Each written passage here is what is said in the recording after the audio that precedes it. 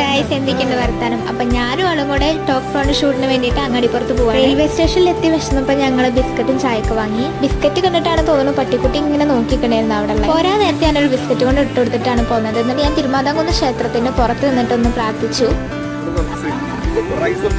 ക്ഷേത്രത്തിന്റെ ബാക്കിലുള്ള പാടത്ത് വെച്ചിട്ടാണ് നമ്മൾ ഷൂട്ട് ചെയ്യുന്നത്. അച്ചുവേട്ടനും വർഷേച്ചിന്റെ അനിയത്തി മിന്നു ചേച്ചിയും കൂടെ നമ്മുടെ കൂടെ കൂടിയിട്ടുണ്ട്. രാഹുലേട്ടൻ ഇല്ലട്ടോ ഗൈസ്. വിശാല മനസ്കനായ അച്ചേട്ടൻ HD ദൃശ്യമികവിൽ വീഡിയോ കിട്ടാൻ വേണ്ടിയിട്ട് അച്ചുവേട്ടന്റെ ഫോൺ എനിക്ക് തന്നു. ഞാൻ അതിന് വീഡിയോ എടുത്ത് മറിച്ച് ഗൈസ്. ബാഗൊക്കെ ഇട്ട് വെക്കണേനെ കണ്ടാൽ ഞാൻ അച്ചുവേട്ടന്റെ അസിസ്റ്റന്റ് ആണെന്ന് വരുത്തും. പക്ഷേ ഒരിക്കലുമല്ല. ഞാനും വർഷേച്ചി അവിടെ ബ്രെയിൻ ടെസ്റ്റ് പറഞ്ഞ ഗെയിം കളിച്ചിരുന്ന് ചിരിക്കുന്നു ഗൈസ്. ഉച്ചയ്ക്ക് നല്ല ബിരിയാണി കഴിച്ച് ഹോട്ടലിൽ കയറിയിട്ട് എന്നിട്ട് ഞങ്ങളെ വല്യമ്മേന്റെ വീട്ടിൽ പോയി.